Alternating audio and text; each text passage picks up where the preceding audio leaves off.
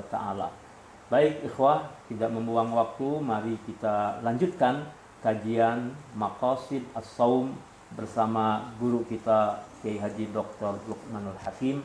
Kepadanya disilakan. Bismillahirrahmanirrahim. Assalamualaikum warahmatullahi wabarakatuh. Alhamdulillah. Wassalatu wassalamu ala Sayyidina Muhammad ibn Abdullah wa ala alihi wa sahbihi wa man walah. Rabbi shrah li sadri wa yassir li amri wahlul 'uqdatam min lisani yafqahu qawli. Subhanaka la ilma lana illa ma 'allamtana innaka antal alimul hakim. Rabbana atina min ladunka rahmatan wa hayyi' lana min amrina rashada. Amin. Raditu billahi rabba wa bil islami dina wa bi Muhammadin sallallahu alaihi wasallam nabiyyan wa rasula. Asbahna ala fitratil Islam wa ala kalimatil ikhlas wa ala dini nabiyyina Muhammadin sallallahu alaihi wasallam wa ala millati abina Ibrahim hanifan musliman wa ma kana minal musyrikin wa ma taufiqi illa billah alaihi tawakkaltu wa ilaihi unib wa la hawla wa la quwwata illa billahil aliyyil azim. Amma ba'd. Ikhwatal iman, sahabat-sahabat yang dimuliakan Allah Subhanahu wa taala, ayahanda, ibunda, wali santri, santri, dan seluruh kaum muslimin muslimat yang dimuliakan Allah Subhanahu wa taala. Kembali kita memperbaharui kesyukuran kita kepada Allah Subhanahu wa taala atas segala nikmat yang Allah Subhanahu wa taala limpahkan kepada kita. Nikmat keimanan, nikmat keislaman, nikmat keafiatan, nikmat kita dapat duduk di dalam majlis ilmu yang insya Allah diridhai oleh Allah Subhanahu wa taala.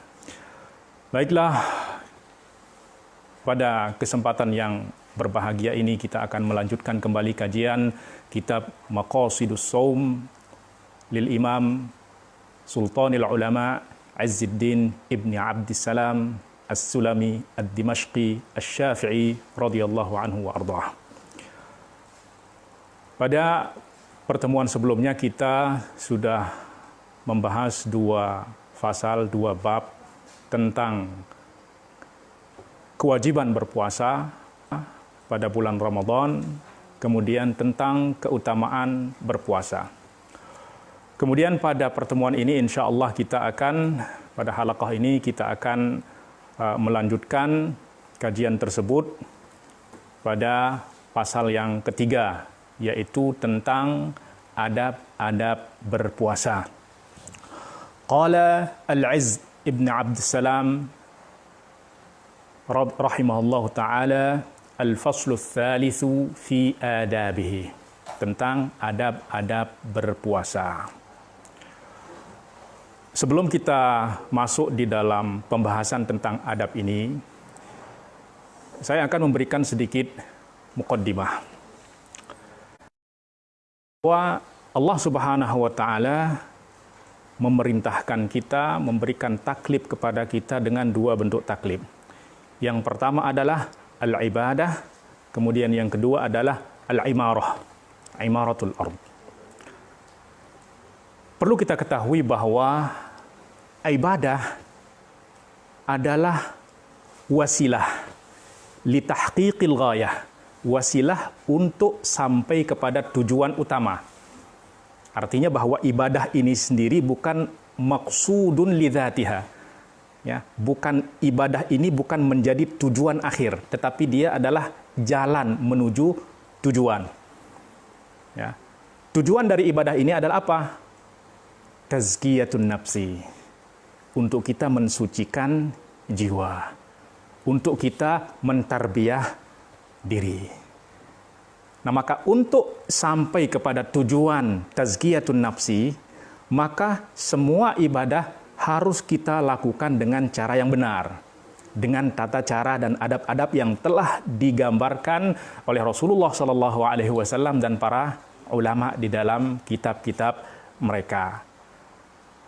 Nah, sekali lagi bahwa ibadah itu bertujuan untuk mensucikan jiwa kita, mentarbiyah diri kita. Oleh sebab itu Allah Subhanahu wa taala berfirman misalnya di dalam mengenai solat. Allah Subhanahu wa taala berfirman, "Innas solata tanha 'anil fahsya'i wal munkar." Nah, berarti solat diperintahkan, diwajibkan oleh Allah Subhanahu wa taala sebagai sarana, sebagai jalan bagi kita untuk dapat memperbaiki diri kita dari dalam. Jadi harus ada islah dakhili terlebih dahulu sehingga nanti kita dapat melakukan islah khariji. Karena kalau dari dalam diri kita itu belum diperbaiki, maka mustahil kita dapat memperbaiki yang ada di luar. Karena kaidah mengatakan faqidus syai'i la yu'tih. Orang yang tidak memiliki sesuatu tidak dapat memberikan sesuatu tersebut. Kemudian puasa.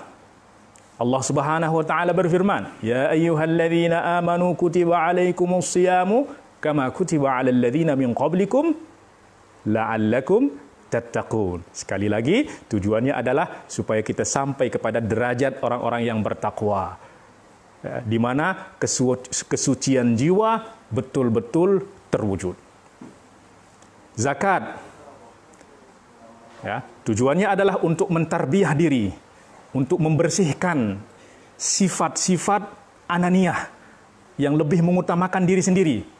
Oleh sebab itu Allah Subhanahu wa taala berfirman, "Khudz min amwalihim shadaqatan tutahhiruhum wa tuzakkihim biha."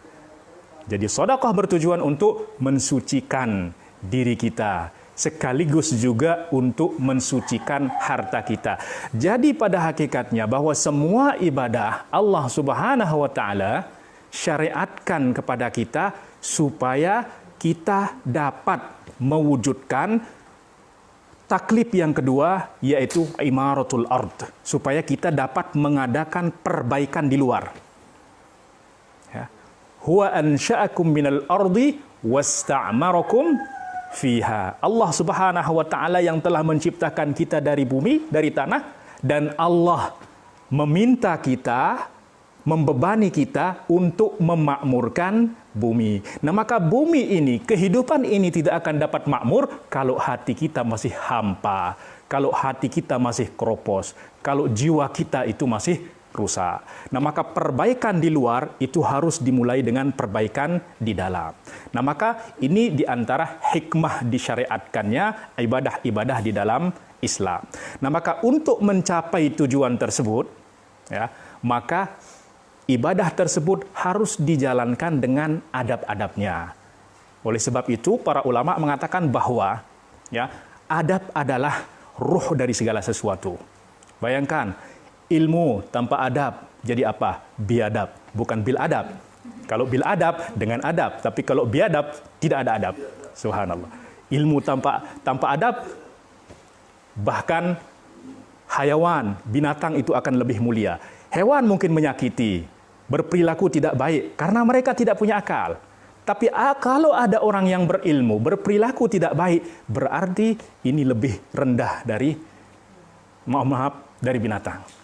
Nah, maka yang paling penting dari menjalankan ibadah itu bukan hanya sekedar kita keluar dari kewajiban, melepaskan diri dari tanggung jawab kewajiban kita, tetapi yang paling penting adalah bagaimana kita menjalankan ibadah tersebut.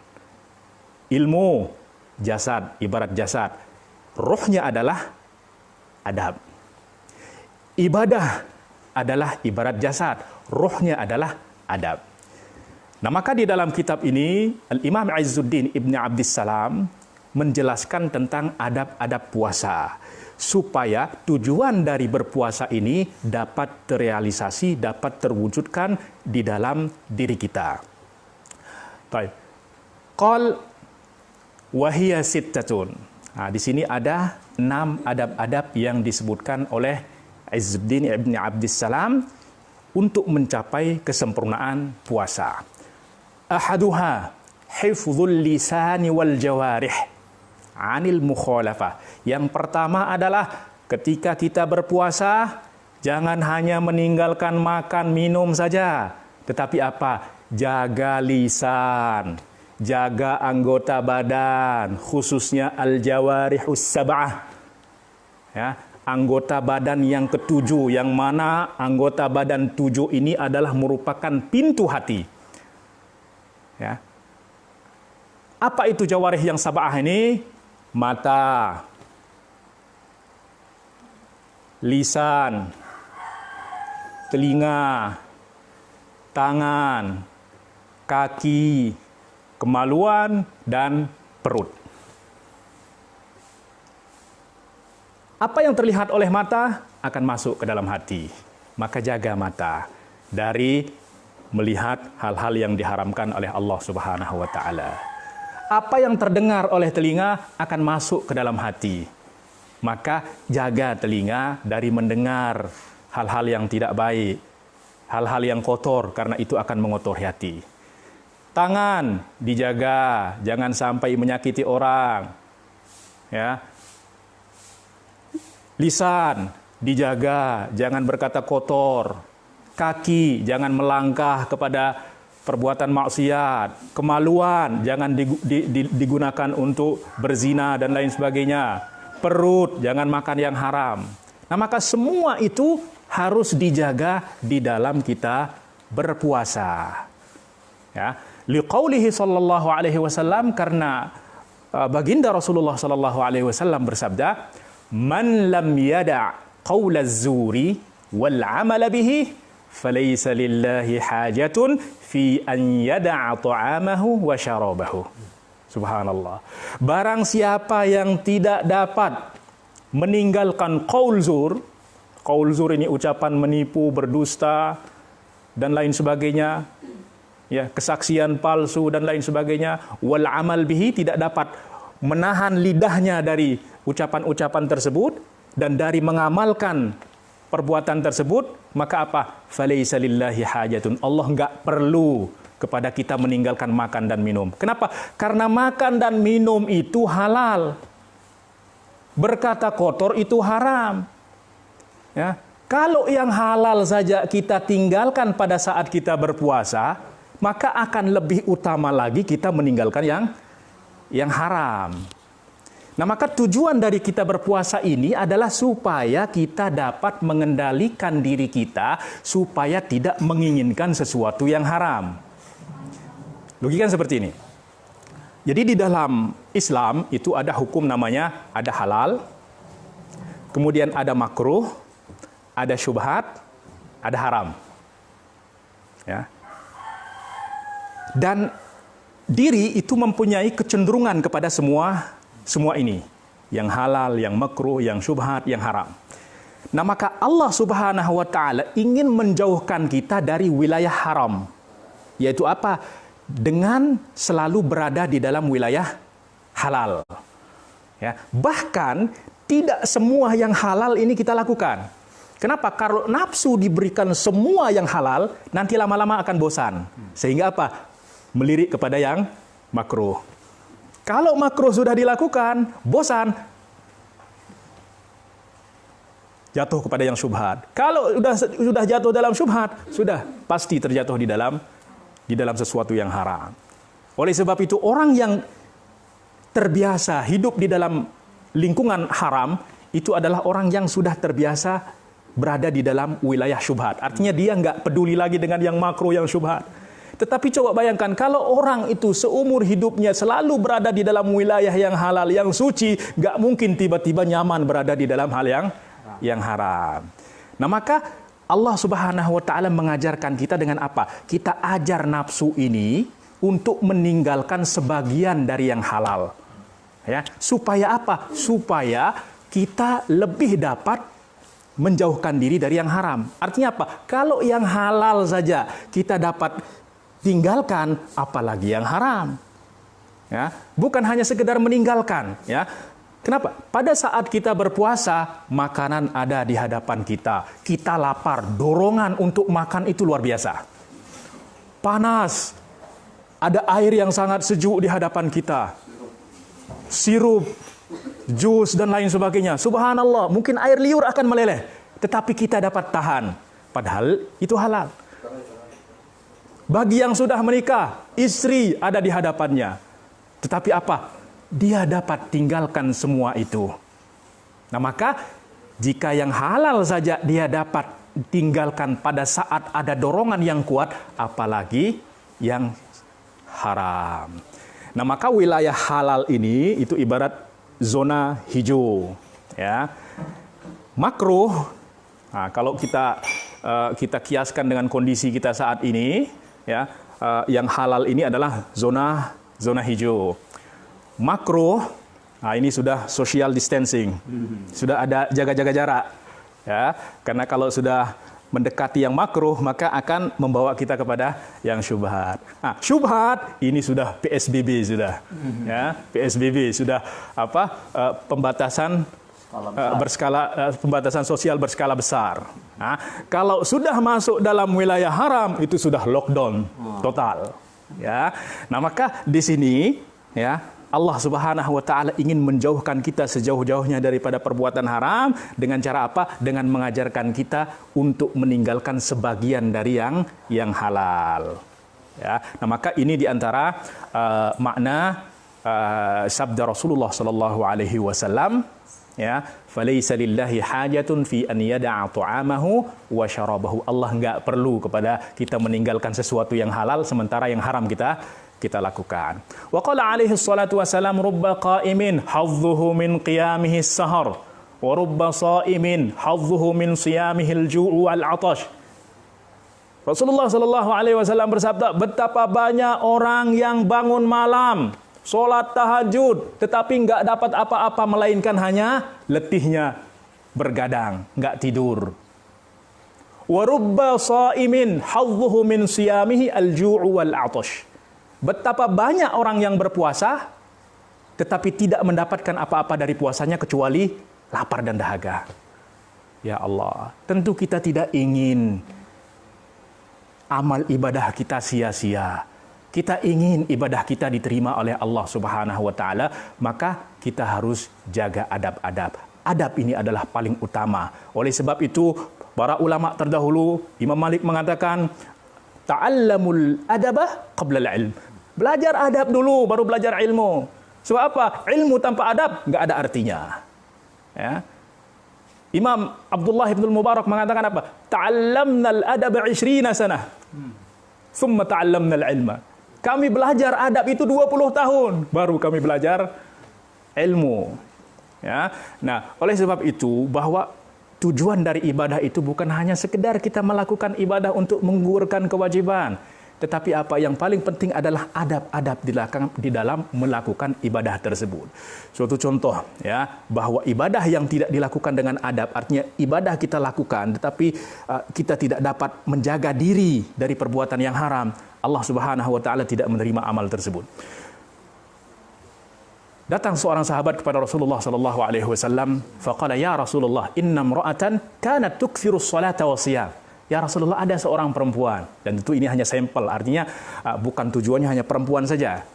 Tapi contoh, ada seseorang perempuan ya Rasulullah. Kanat tukthiru as-salata wa shiyam. Banyak berpuasa, banyak salat, banyak berpuasa. Illa annaha tu'zi jahraha. Hanya saja dia selalu menyakiti tetangganya, lisannya enggak bisa dijaga. Apa kata Rasulullah? Apa sabda Rasulullah? Hiya finnar. Wal'iyadu billah. Coba bayangkan orang banyak sholat, banyak puasa, tapi enggak jaga adab, enggak berakhlak, seakan-akan ibadahnya itu haba'an manthura, debu yang bertebangan. Kemudian apa? Wa inna imra'atan la tukthiru as-salata was-siyam illa annaha tuhsinu jiranaha. Tapi ada perempuan, dia enggak banyak sholat. Artinya enggak memperbanyak solat. Mungkin solat hanya solat wajib, puasa fardu saja. Illa annaha tuhsinu jaraha. Hanya saja dia berakhlak baik, tidak menyakiti tetangganya, berbuat baik kepada tetangganya, kepada sahabatnya. Faqala sallallahu alaihi wasallam, hiya fil jannah. Nah, maka yang paling penting di sini adalah adab di dalam menjalankan ibadah, bukan hanya sekedar kita menjalankan ibadah tersebut. Nah, maka ini adab yang pertama yang harus kita, yang paling utama di dalam kita berpuasa, yaitu apa? Kita jaga, ya, diri kita, lisan kita, khususnya anggota yang 7 tadi kita sebutkan, dari perbuatan-perbuatan yang diharamkan. Baik. Kedua, Di antara adab puasa adalah apa? Idza du'iya ila ta'amin wa huwa shaimun. Ini pada puasa pada umumnya. Apabila kita sedang berpuasa, kemudian kita diundang untuk makan, falyaqul inni shaimun. Artinya apa? Hendaklah dia i'tizar. I'tizar itu dengan supaya apa? Supaya orang yang mengundang kita makan itu tidak kecewa, ya mengira kita menolak undangannya, maka kita mengatakan mohon maaf, saya sedang berpuasa. Ya, liqaulihi sallallahu alaihi wasallam, idza du'iya ahadukum ila ta'amin wa huwa shaimun falyaqul inni shaimun. Maka hendaklah dia apabila seseorang diundang untuk makan, diajak makan, maka hendaklah dia mengatakan kepada sahabatnya supaya tidak kecewa dan lain sebagainya, saya sedang berpuasa. Ya, karena dengan demikian dia akan memahami. Yadhkuru dzalika i'tidharan ila da'i, yaitu apa? Dia menyebutkan dirinya berpuasa bukan untuk pamer tetapi untuk sebagai permohonan maaf, i'tidhar, sebagai alasan supaya tidak mengecewakan sahabatnya, li'alla yankasira qalbuhu, supaya tidak kecewa. Fa in khafa riya, tetapi apabila dengan dia mengatakan saya sedang berpuasa ini dia khawatir ada riya, maka warra bi'udhrin akhar, maka hendaklah dia memberikan alasan yang bersifat sindiran dan lain sebagainya. Misalnya apa? Mohon maaf, saya sedang menetralisir perut saya dan lain sebagainya, atau menurunkan gula darah sehingga apa makanan saya diisolasi dan lain sebagainya. Ya, maka kita bisa memberikan alasan-alasan kalau kita takut riya, ya, ketika mengatakan saya sedang berpuasa. Tetapi jika aman riya, ya sebaiknya kita ucapkan itu supaya orang tersebut ya dapat memahami kita. Nah, ketiga di antara adab berpuasa adalah ma yaquluhu idza aftar. Nah, ketika kita berbuka puasa, apa doa yang kita baca? Ya, artinya apa? Berbuka puasa ini pun jangan karena kita sudah menahan makan minum dari pagi, terus begitu dengar azan maghrib langsung serbu, bukan. Take it easy, pelan-pelan dulu, tahan diri dulu, ya. Jangan seperti kuda yang dilepas dari kandangnya. Tujuan kita berpuasa itu supaya kita boleh mengendalikan nafsu makan kita. Ya, nah maka sebelumnya kita berdoa kepada Allah Subhanahu wa taala sebagai bentuk kesyukuran kita sudah menyempurnakan, Allah berikan taufik kepada kita untuk menyempurnakan ibadah kita. Wa huwa marwiya anhu alaihi salatu wasalam annahu kana yaqulu idza aftar dhahaba adh-dhama. Ya, rasa dahaga telah pergi, wa batallatil uruqu, dan urat-urat pun sudah basah, sudah segar kembali, wa thabatal ajru insyaallah, dan pahala insyaallah didapatkan. Ya, maka ini di antara doa-doa kita berbuka puasa, dan hadis ini adalah hadis yang hasan. Kemudian diriwayatkan juga bahwa Rasulullah SAW membaca ya doa Allahumma laka sumtu wa ala rizkika aftartu. Nah, ini mungkin perlu kita garis bawahi.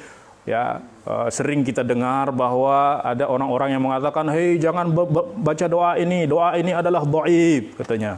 Gak boleh beramal dengan yang dhaif. Tidak seperti itu. Ya, pertama hadis ini diriwayatkan oleh Al-Imam Abdullah bin Mubarak di dalam kitab Az-Zuhd.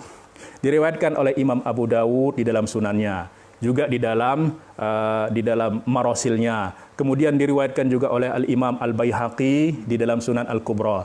Diriwayatkan oleh Imam Al-Baghawi di dalam Syarhus Sunnah. Semuanya dari Muaz bin Zuhrah mursalan. Artinya hadisnya adalah hadis mursal, di mana hadis ini diriwayatkan oleh tabi'i yang menisbahkan kepada Rasulullah SAW. Tentu di sini ada yang terputus sanadnya. Nah, maka memang dhaif. Tetapi hadis ini memiliki syawahid. Syawahid itu dia memiliki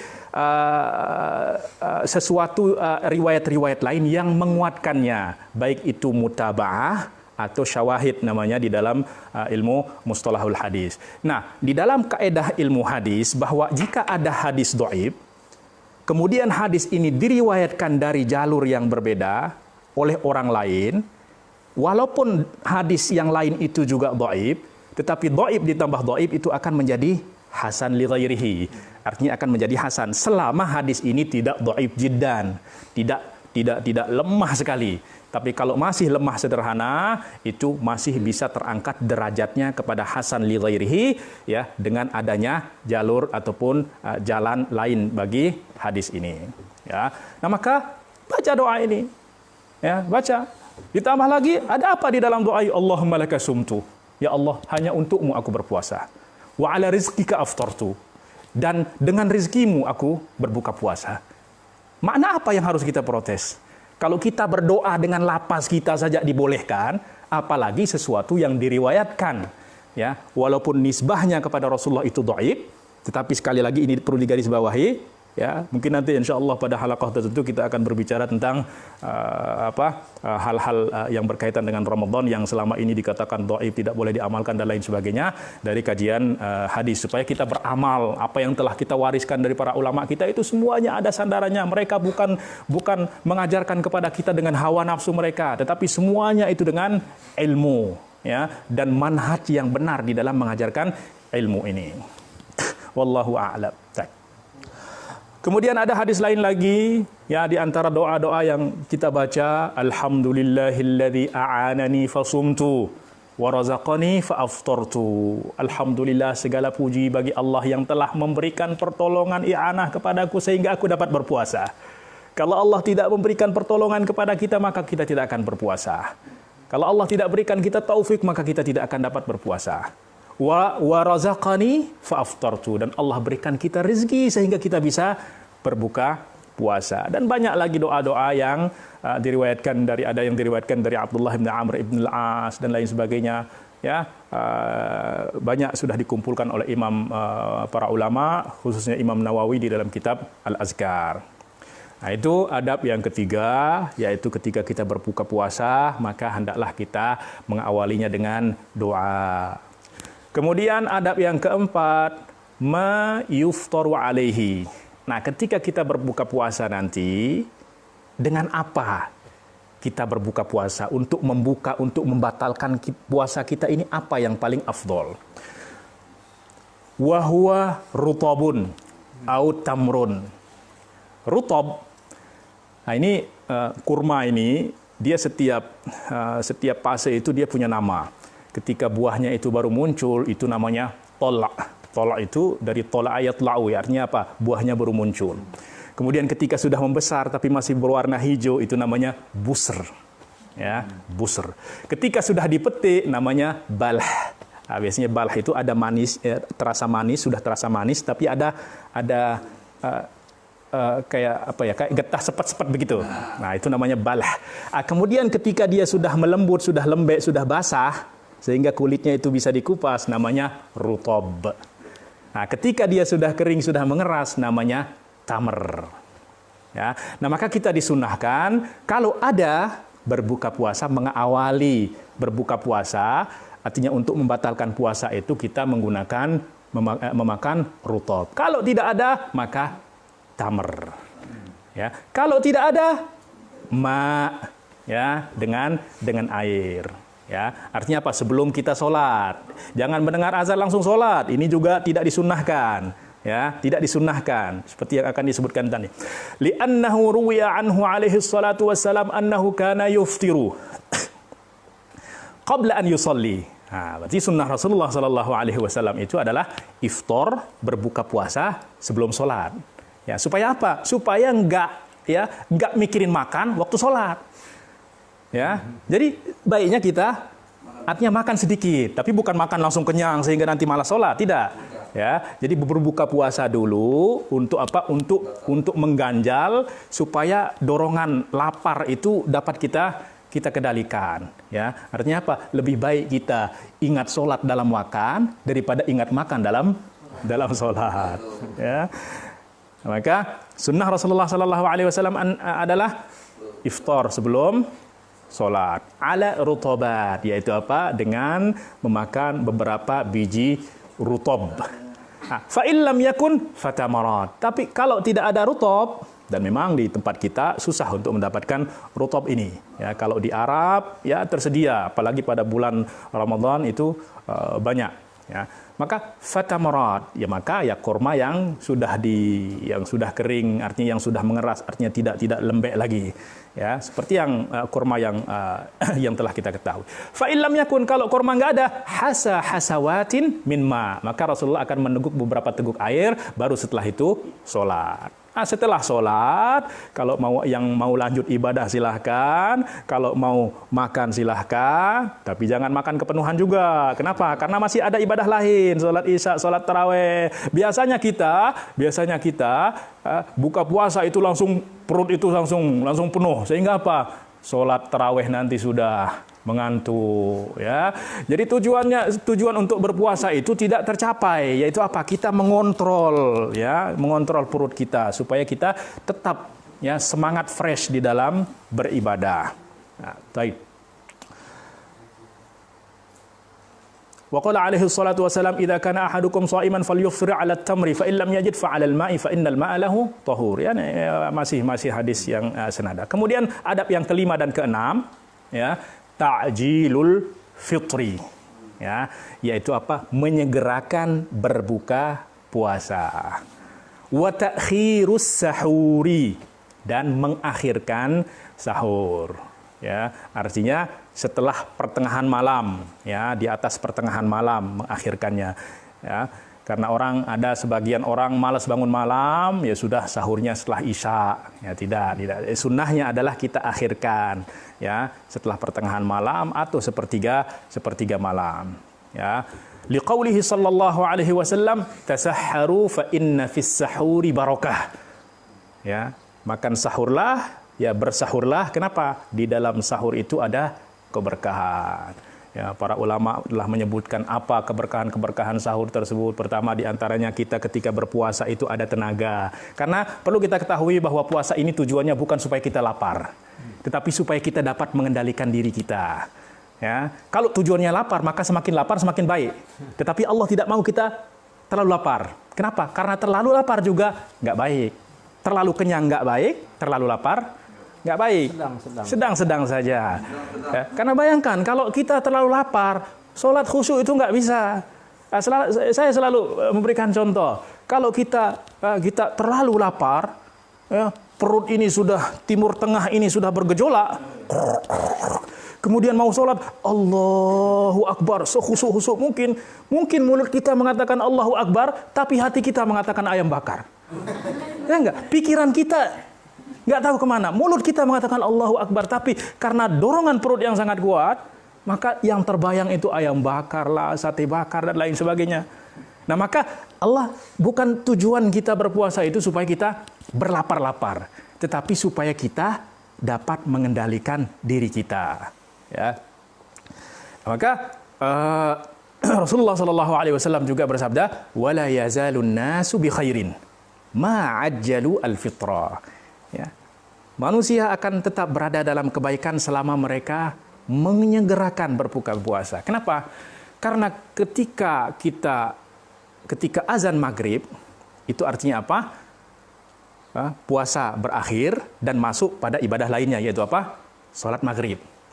Kalau kita akhirkan, ya, pertama, kalau kita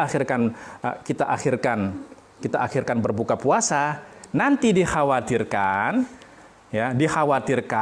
itu kita nanti di dalam sholat seperti yang kita katakan tadi itu mikirkan buka puasa, apalagi kalau sudah baunya sudah aroma makanan sudah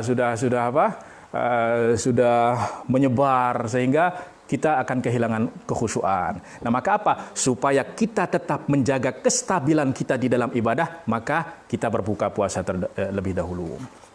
Ya, kemudian hadis-hadis setelahnya ini juga ya berkaitan tentang keutamaan kita menyegerakan berbuka puasa. Di antaranya qala Allahu azza wa jalla ahabbu ibadi ilayya ajaluhum fitra.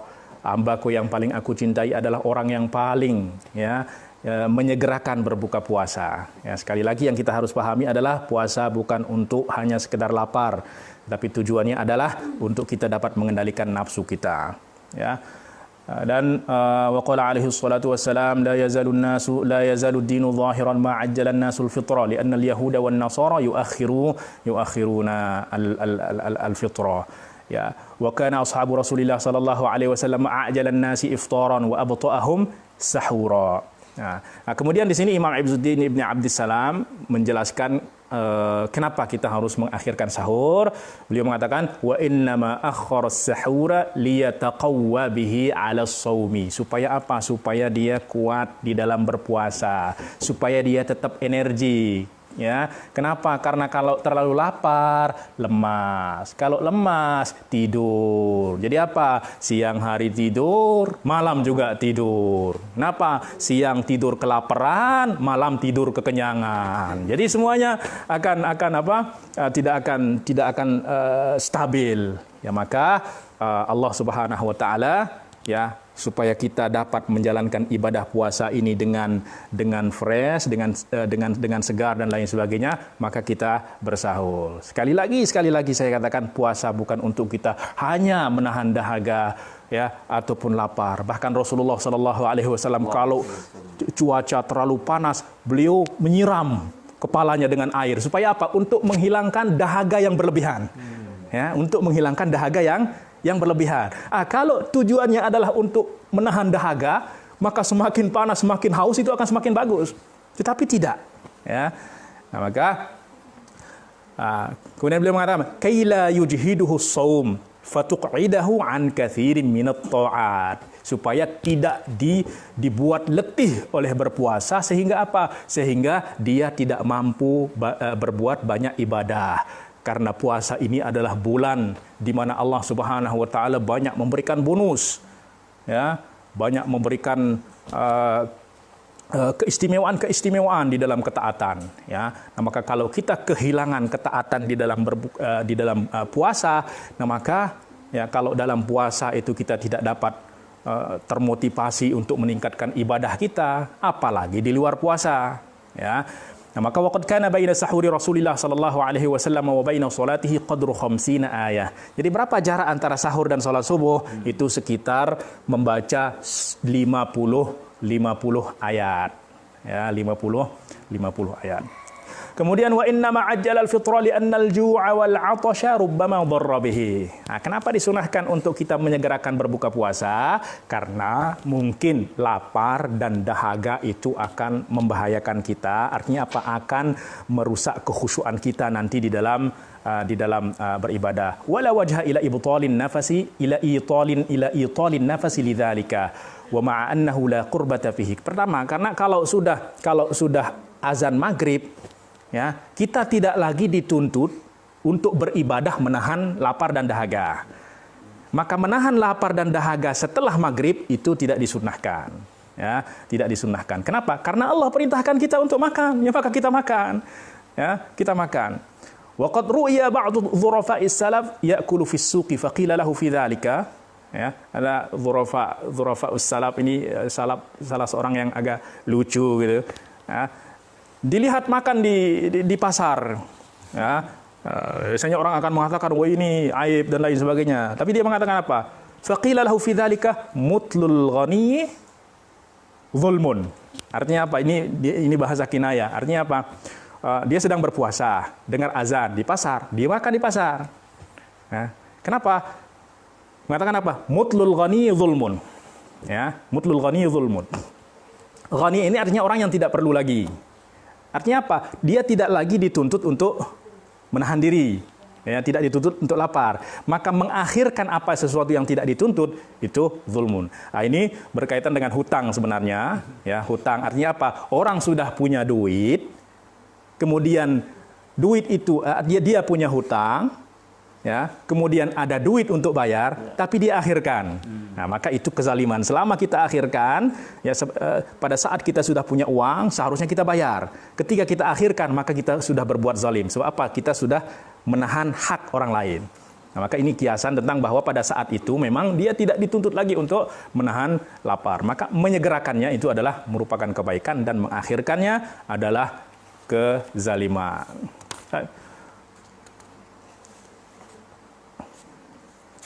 Itu berkaitan dengan adab-adab di dalam kita berbuka puasa, dan banyak lagi adab-adab lainnya yang harus kita jaga. Tetapi yang paling inti adalah tadi adab yang pertama, yaitu apa? Menjaga jawarih, lisan dan lain sebagainya, ya, supaya kita benar-benar bukan hanya mulut kita saja yang berpuasa, bukan hanya perut kita saja yang berpuasa.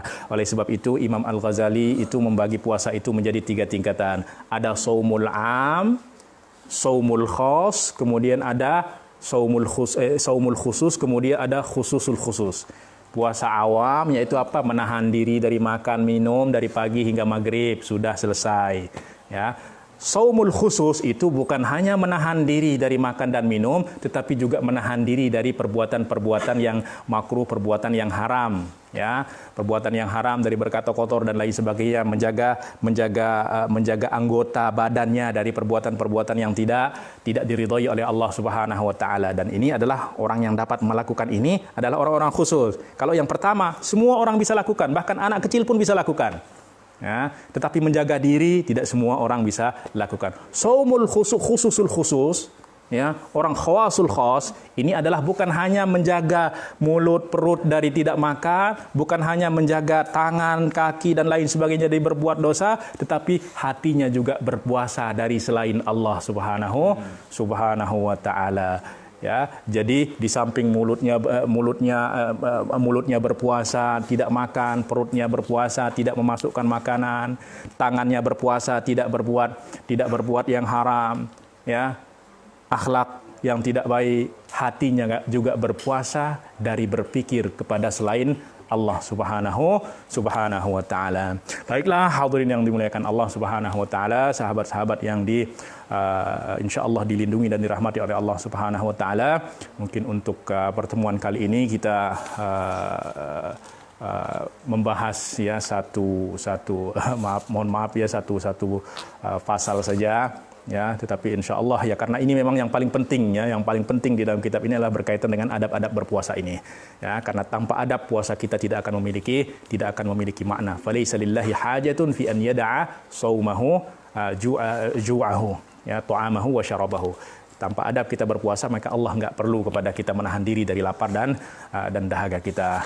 Ya, semoga apa yang kita sampaikan dapat bermanfaat dan dapat kita amalkan, dan ini kita jadikan sebagai bahan persiapan kita di dalam menghadapi bulan puasa, sehingga puasa yang pada tahun ini insya Allah semoga menjadi puasa yang terbaik di dalam hidup kita, sehingga kita pun dimuliakan oleh Allah Subhanahu wa taala dengan satu malam yang dinamakan dengan malam Lailatul Qadar. Dan semoga juga puasa pada kali ini Allah Subhanahu wa taala mengangkat musibah yang sedang melanda kita, yang telah menimpa kita, sehingga kita dapat kembali ke masjid, salat tarawih, salat tahajud dan lain sebagainya. Allahumma ruddana ila masjidika raddan jamila. Allahumma ruddana ilaika raddan jamila. وصلى الله على سيدنا محمد وعلى آله وصحبه وسلم. أقول قولي هذا وأستغفر الله لي ولكم. kurang lebihnya mohon maaf. Wabillahi taufiq wal hidayah. Wassalamu alaikum warahmatullahi wabarakatuh. Waalaikumsalam warahmatullahi wabarakatuh.